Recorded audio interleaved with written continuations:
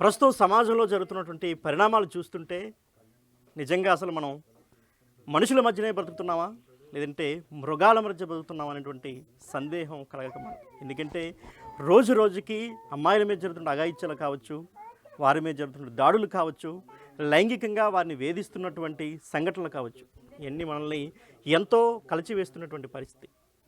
కన్న తల్లిదండ్రులకి శోకాన్ని మిగిలిస్తూ ఎంతోమంది మృగాళ్ళు అమ్మాయిలపై చేస్తున్నటువంటి వేధింపుల్ని తట్టుకోలేక వారి కుటుంబాలు ఎంత తపన పడుతున్నాయో మనందరం నిత్యం చూస్తూనే ఉన్నాం. ఇప్పుడు ఇలాంటి సంఘటనే విజయనగరం జిల్లాకు సంబంధించిన ఓ అమ్మాయికి విశాఖపట్నం జిల్లాలో జరిగినటువంటి దురదృష్టకర సంఘటన జరిగింది. ప్రస్తుతం మనం చూసాం, నిన్నటి వరకు జరుగుతున్న ప్రతి ఒక్క అంశాన్ని కూడా మనం కూలంకషంగా చూసాం. బిగ్ టీవీ కూడా చాలా ఎక్స్క్లూజివ్గా చూపించింది. ఓ అబ్బాయి తమ కామ వాంఛలు తీర్చమని అమ్మాయిని ఏ విధంగా హింసించాడు అనేది వారి తల్లిదండ్రుల మాటల్లో, వారి కుటుంబ సభ్యులు కావచ్చు, గ్రామస్తులు కావచ్చు, వీళ్ళందరి యొక్క ఆవేదన కూడా మనం విన్నటువంటి పరిస్థితులు అయితే ఉన్నాయి. సో ఒక్కసారి మనం ప్రస్తుతం ఏదైతే అమ్మాయి సొంతూరు వేపాడ మండలం కల్లెంపూడి గ్రామంలో ప్రస్తుతం మనం అయితే ఉన్నాం. సో ఒకసారి మనం కల్లెంపూడి గ్రామంలో అమ్మాయి ఏదైతే నిన్న మృతి చెందిందో ఆ అమ్మాయి ఇంటి దగ్గర ప్రస్తుతం మనం ఉన్నాం. ఒక్కసారి చూడొచ్చు, ఇంటి పరిసరాలను మనం చూడొచ్చు. ఒకసారిగా ఇంటి పరిసరాలని ఒకసారి మనం గమనించినట్లయితే అమ్మాయి అంటే వాళ్ళు ఎంత కడు బీదరికలో ఉండి కుమార్తెకు అంగరంగ వైభవంగా పెళ్లి చేసి ఒక మంచి అల్లుడినిద్దాం, అమ్మాయికి పెళ్లి చేసిన తర్వాత అమ్మాయి జీవితం బాగుండాలి, తిరిగి మళ్ళీ ఈ యొక్క బేదరికం వైపు చూడకూడదు, తాము ఎలా ఉన్నా పర్వాలేదు, తమ కుమార్తెలు బాగుండాలి, ఒక మంచి సంబంధం అయితే చేయాలని తప్పించి వాళ్ళు పెళ్లి చేయడం జరిగింది. సో తర్వాత ఏం జరిగింది, అసలు ఎప్పుడు పెళ్ళయింది, ఎన్ని రోజులైంది, అమ్మాయిని ఏ విధంగా వేధించాడు తన భర్త అనేది ఒక్కసారి వాళ్ళ కుటుంబ సభ్యులు తల్లి మనతో ఉన్నారు, ఆమెతో మాట్లాడే ప్రయత్నం చేద్దాం. చెప్పండి అసలు ఏం జరిగింది, అసలు పెళ్ళి ఎప్పుడైంది అమ్మాయికి? పెళ్ళి 6వ నెల 3వ తారీఖున అయింది సార్. 3వ నెల 6వ తారీఖున పెళ్ళి అయింది సార్. పెళ్ళి అయింది కానివ్వండి, పాప చెప్తుంది, అమ్మ నాకు ఇలా జరుగుతుంది, ఇలా జరుగుతుంది, మా అత్త తిడుతుంది, మా ఆయన ఇలా చేస్తానని చెప్తే, అమ్మ మనం పేదింటి నుండి వెళ్ళామమ్మా, ఎవలేవన్నీ పట్టించుకోగమ్మా, శుభ్రంగా ఉండమ్మా, నువ్వు శుభ్రంగా ఉంటాలి ఏటంటారమ్మా అనేసి మేము కూడా పిల్లకి చెప్పడం జరిగింది. ఆల్రెడీ పిల్ల 2 సార్లు వాళ్ళతో గొడవ ఆడుకొని ఇంటికి వచ్చింది. పోయిన సోమవారం నాడు తల్లి కొడుకు కూడా చంపేయడానికి ట్రై చేశారు. ఆ రోజు మా పిల్ల ప్రాణానికి దేవుడు అడ్డేసి మా పిల్ల బతికి మా ఇంటికి వచ్చింది. నువ్వు వస్తే నేను నువ్వు రాకపోతే చచ్చిపోతానంటే నేను వెళ్ళి తీసుకొచ్చాను. తీసుకొచ్చిన తర్వాత మళ్ళీ మంచి మాట్లాడి మేమందరం ఒక నిర్ణయానికి వచ్చి మా పిల్లలు మా అల్లుళ్ళు అందరమే మాట్లాడుకొని, అమ్మ నీదే తప్పు చూపిస్తాను, వాళ్ళు తప్పు అనట్లేదు, నువ్వు పెద్ద నోరు టరడం వల్లే తప్పు అంటున్నారు, మాటలు నోరు కంట్రోల్ చేసుకోయమ్మా, నోరు తగ్గించుకోయమ్మా అని చెప్పి మంచి మాటలు చెప్పి బుద్ధి పెట్టి ఇవాళ రోజున శనివారం పంపించాను సార్. మళ్ళీ 1,20,000 అయ్యేసరికి నా కూతుర్ని శవానిగా నాకు అప్పచెప్పారు సార్. వాళ్ళు ఏం చెప్పారు, అమ్మాయి ఏడు జరిగిందమ్మా, ఎందుకమ్మా అంటే, అమ్మాడు కామనం రావడానికి ట్యాబ్లెట్లు వేసుకుంటున్నాడు, ఆ డ్రగ్స్ వాడుతున్నాడు, ఆడు రోజు 4-5 రాత్రులు 9-10 సార్లు తొంగమంటున్నాడు. అమ్మ నేను అలా తొంగలేకపోవడం వల్లే నన్ను విమర్శించేస్తున్నాడు. రోజు కూడా అత్తమంటికి ఆడదాన్ని కాదేటమ్మా, డ్రగ్స్ తీసుకోవడం వల్ల నాకు బీడింగు గట్రా అయిపోతుంది, అందువల్లనమ్మా నేను పడుకోలేకపోతున్నాను అనేసి నాకు చెప్పింది. అమ్మ మగోడు కదమ్మా అనేసి నేను అది కూడా సరది చెప్పాను. కానీ సోమవారం లక్షవారం నైటు ఉదయం సాయంకాలం 8:30కి నాకు ఫోన్ చేసింది. సరే సార్ ఆ 8:30కి ఫోన్ చేసి ఆ ట్యాబ్లెట్లు ఎలాగుంటాయో ఒకసారి మెసేజ్ పెట్టింది వాళ్ళ బావగారికి. ఆ ట్యాబ్లెట్లు మెసేజ్ పెట్టడం వల్లే చంపేశారు. ఆ ట్యాబ్లెట్లు బావా ఈ మెసేజ్ పెట్టాను, ఈ ట్యాబ్లెట్లు మీ తమ్ముడు దేనికి వాడుతున్నారో చూసి మీ తమ్ముడిని ఎందుకు వాడుతున్నారో అడిగేశాక నాకు ఫోన్ చేయండి, చేశాక నేను మీ తమ్ముడితో ఎలాగుండాలో అలాగుంటాను అని చెప్పింది. ఆ ట్యాబ్లెట్లు మెసేజ్ చూసి వెనక్కి తిరిగి లోపల నా కూతుర్ని చంపేశారు. ఆ నైట్ టైంలోనే చంపేశారు. చంపేసి 9 గంటలకు చంపేసిన వాళ్ళు 9-10 టైంలో ఉరేసుకోరు కదా, ఎవరైనా ఉరేసుకుంటే ఏ రాత్రి 12కో 1 దానంతలో చచ్చిపోవాలనుకుంటే 12-1 గంటకు ఉరేసుకుంటుంది. 9 గంటలకు ఉరేసుకుంటుందా? ఊరు గుప్పున అవ్వకుండా ఇంట్లో వాళ్ళు పడుకోకుండా ఉరేసుకోగలరా ఎవరైనా? అలాగని డోర్లు వేసుకొని ఉరేసుకుంది అనుకోవడానికి డోర్లు కూడా కాదు, అవి గజాలు. వాళ్ళ ఇంటికున్న ఫస్ట్ డోర్వి గజాలు. ఆ గజాల్లో ఎలగురేసేసుకుంటుంది. వాళ్ళు ఇంట్లో చంపేసి కామప్ చేసి 11-20 ఫోన్ 11-12 నిమిషాలకి మాకు కాల్ వచ్చింది.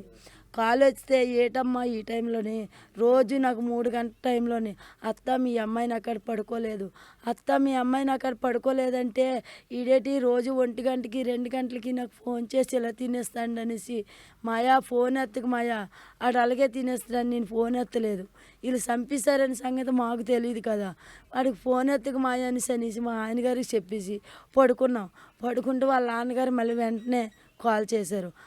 కాల్ చేస్తే అదేటి ఈ టైంలో వియ్యంకుడి గారు ఫోన్ చేస్తానని ఫోన్ ఎత్తాను. చెప్పండి అన్నయ్య ఏం చెప్పండి అంటే, అమ్మ వసంతికి బాగోలేదు, బెహరా హాస్పిటల్కి తీసుకొచ్చాం, నువ్వు అర్జెంటుగా మీ ఇద్దరు అర్జెంటుగా రండి అమ్మ అన్నాడు ముందు. అన్నయ్య నేను మా ఆయన ఇంట్లో ఉన్నారు, వీళ్ళు మామూలుగా కదా నాటకం ఆడుతున్నారు అనుకొని, అన్నయ్య ఇప్పుడు రావన్నయ్య బావలే డ్యూటీకి వెళ్ళిపోయారు, నేను ఒక్కదాన్నే ఉన్నాను, ఇప్పుడు రావడానికి అవ్వదన్నయ్య మార్నింగ్ వస్తామంటే, అమ్మ నువ్వు ఒక్కదానివైనా ఆటో కట్టుకొని అంటే నా కూతురుతో పాటు నన్ను చంపేయడానికే రమ్మన్నారు.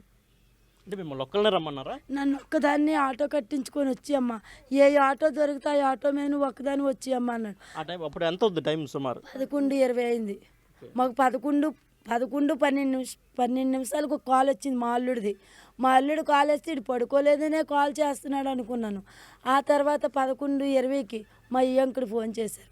వియ్యంకుడు ఫోన్ చేయగానే నేను ఫోన్ ఎత్తి, నేను రానేనన్నయ్య నాకు ఒంట్లో బాగాలేదంటే, లేదమ్మా సీరియస్గా ఉంది, ఎలాగైనా రావాలమ్మా అన్నాడు. అంటే అప్పుడు మళ్ళీ ఎందుకని ఆలోచించి అప్పుడు ఈ అబ్బాయికి ఫోన్ చేశాను, ఫస్ట్ కాల్ మా అల్లుడికి చేశాను.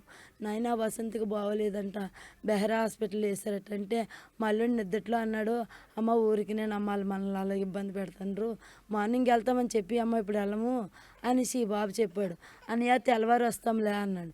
మళ్ళీ వాళ్ళు కాల్ చేసి వీళ్ళకేమో మీరు ఎలాగైనా ఇప్పుడే రండి, ఆటో కట్టించుకొని రండి అని ఈ బాబు గారికి మా ఇంకొక అల్లుడు ఉన్నాడు, అక్కగారు అల్లుడు, ఆయనకి ఫోన్ చేశారు.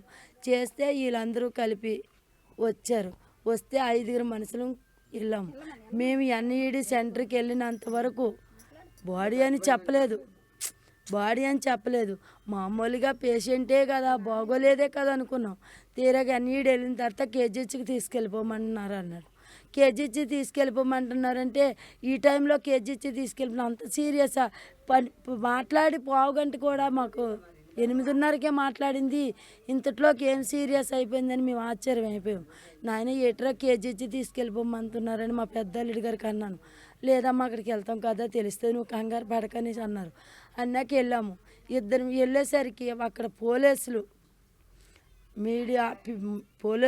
వాళ్ళ చుట్టాల బంధువులు అందరూ కలిపి మెహరా హాస్పిటల్లోని పేషెంట్ని సెల్లార్లో పెట్టేసి వీళ్ళందరూ రోడ్డు మీద ఉన్నారు.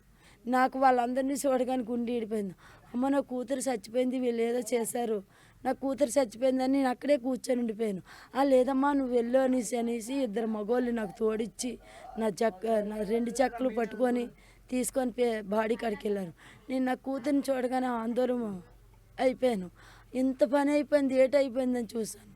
ఏటైపోయింది చూస్తే ఉరేసుకున్నదైతే 10 గంటలకు ఉరేసుకోదు, చచ్చిపోయినంత పిరికిది కాదు. అలాగని ఒక్క మనిషి అయితే దాన్ని ఏడు చేయలేడు. వాళ్ళ మరిదిగారు, వాళ్ళ ఆయన, వాళ్ళ మామగారు, వీళ్ళు ముగ్గురు కలిపి చంపేశారు. మీరు ఏమి న్యాయం చేయాలనుకుంటున్నారో ఆ న్యాయం మాకు చేయండి, కానీ చేసేటప్పుడు మట్టుకు మేము చెప్పింది మాత్రమే మీరు మీడియా టీవీలకి రిలీజ్ చేయండి. మేము ఒకటి చెప్తే మీరు ఒకటి చేయొద్దు. ఇప్పటి వరకు చేసిన అతను ఫోన్ చేసిన అతనికి కూడా చెప్పాం, మేము చెప్పింది ఏది చేయలేదు. వాళ్ళ భర్త తన కట్టిన తాలిబడుతుంది, తను నా కూతుర్ని చంపేసి ఒక ముక్క చున్నీ దోలానికి ఎలగెట్టాడు, ఒక ముక్క చున్నీ ముక్క తలకు కట్టాడు. చచ్చిపోయింది, తలకు కట్టుకుంటే చచ్చిపోద్ది సార్. తాలిబట్టు తీసి మంగళసూత్రం మంచం మీద ఎట్టేశారు. మేము తాలిబెట్టేదని అడిగితే తెల్లవారు లేచి పోలెట్టేసినవి తెచ్చారు. పోలెట్టేసినవి తెస్తే చంద్రబాబు నాయుడికే శిక్ష చేశారు. వాళ్ళ తల్లి కొడుకు వాళ్ళ తండ్రి కొడుక్కి టియ్యలు మేము 20 మంది అక్కడ పోలమని ఏడుస్తే వాళ్ళకి అన్నీ సరే పోలీస్ స్టేషన్కి హాంజరు చేశారు. మమ్మల్ని ఎంత ఇబ్బంది పెట్టినారు. కాబట్టి మాకు న్యాయం అంటే ఏడు జరగవద్దు, మాకు డబ్బు ధనము ఏటి వద్దు. మా పిల్లకి జరిగేవి ఇంకొకరు జరగకూడదు, కానీ నా పిల్లకి జరిగేలాగా ఇంకొకరు జరగకూడదు. నా పిల్లల ఆడికి ఊరేనా తీయాల, జీవితాంతం శిక్ష వేయాలి. ఆ 2 తప్ప మాకు డబ్బు వద్దు. మాకు మా పిల్ల నేను పడే వేదన ఇంకో తల్లి పడకూడదు. ఇప్పుడు మీ అమ్మాయి ఇప్పుడు మీ అల్లుడి గురించి చెప్పింది ఇలా చేస్తానని, అప్పుడు మీ అల్లుడిని మీరేం ప్రశ్నించారా? చెప్పాను సార్, ప్రశ్నించడానికి ఆగాగు, ప్రశ్నించడానికి మగాడు కదమ్మా, నేనే సర్ది పెళ్ళైన కొత్త 11 నెలలు ఇంకా సంవత్సరం అవ్వలేదు కదా సార్. అమ్మ పెళ్ళైన కొత్త, తన వయసులోనే ఉన్నారు, నువ్వు వయసులో ఉన్నావు. వయసులో మగవాళ్ళు ఎలాగుంటారో మరి తెలియదేటమ్మా, నువ్వే సర్దుపోయమ్మా అని మేము చెప్పాం. వాళ్ళ తల్లిదండ్రుల దృష్టి కూడా తీసుకెళ్ళలేదా మీరు? మీ అబ్బాయి తల్లిదండ్రులకు ఇలా ఎవరైనా చెప్పరు కదా సార్. ఆడపిల్ల కాబట్టి తల్లికి చెప్పింది, మీ అబ్బాయి ఇన్నిసార్లు కాపురం చేయమంటున్నారని తల్లిదండ్రులు చెప్తే ఏమంటారు? మీ అమ్మాయి కాపురం చేయడానికి వచ్చిందా, మీకు కంప్లీట్ అవ్వడానికి వచ్చిందంట. ఆ మాట కూడా రీజనే, వాళ్ళకి కూడా చెప్తారు. కానీ ఎంత చేసి కూడా నా కూతురికి వాళ్ళ ముగ్గురు చాలా మరిది గారు నాకు వార్నింగ్ ఇచ్చాడు. ఈసారి సోమవారం తీసుకొచ్చాను, శనివారం దేబెట్టాను, సోమవారం తీసుకొచ్చిన రోజు నాకు కంప్లీట్ ఇచ్చాడు. ఈసారి మీ పాప కానీ అలిగి మీ ఇంటికి వస్తానని రోడ్డు ఎక్కిందంటే మీ పాప మీ ఇంటికి రాదు అనేసి అన్నాడు. మా పాప అలిగి రాకముందే నాకు శవాన్ని అప్పచెప్పాడు. నాకు మట్టుకు ఆవిడ ఒక్కడికే కాదు, అలా ముగ్గురికి సెక్స్ పడేలా చేస్తానంటేనే మీడియా వాళ్ళు రండి, లేకపోతే రావద్దు. ఏం చేస్తాడు మీ అల్లుడు? ఏమి చేయడాడు. వాళ్ళు మాకు కళ్ళు నెత్తికి ఎక్కిపోయి మాకు ఇంట్లోనున్న ఆస్తి అంతా అమ్ముకొని రోడ్డుని పడి ఇలాంటి గుడిసెల్లో ఉండలేక వైజాగ్లో పోని కూలి పని చేసుకొని రాయిలు మోసుకొని ఆడపిల్లలైనా శుభ్రంగా ఉంటారు కదా అని పొలము పుట్ట లేకపోయినా సరే కష్టపడి పెంచి ఇంతోళ్ళు అంత చేసి పెళ్లి చేసాం. వాళ్ళకి ఆస్తి ఉంది, మంచి కుటుంబం ఆస్తి ఉంది అన్నారు. వాళ్ళకి ఏం ఆస్తుందో కూడా మాకు తెలీదు. మాకు అక్కడ ఇల్లులు ఉన్నాయి, ఇక్కడ ఇల్లులు ఉన్నాయి, ఎక్కడ ఆస్తుంది ఎక్కడ ఆస్తుంది అన్నారు. మనకు ఆస్తి ఎందుకండి, పిల్లలు బాగుంటారని ఇచ్చేసామండి. ఎంత కట్నం ఇచ్చారు ఆ రోజుల్లో మీరు? మేము ఆ రోజుల్లో కాదు సార్, సంవత్సరం అవ్వలేదు. కట్నం వేయించి పెళ్లి ఖర్చులతో కలిపి 25 లక్షలు అయింది. ఆడికి ఇచ్చినవే 15 లక్షలు ఇచ్చాం. 10 లక్షలు 5 లక్షలు ఆడికి కట్నం పెట్టాం. 1,50,000 బండి పెట్టాం. ఆడపిల్లకి 1,00,000 రూపాయలు పెట్టాం. ఆడపిల్లకి 1,00,000 రూపాయలు ఇచ్చాం. ఆడికి బంగారం 4 తులాలు పెట్టాను. దీనికి మీరు ఏమి న్యాయం చేయాలి?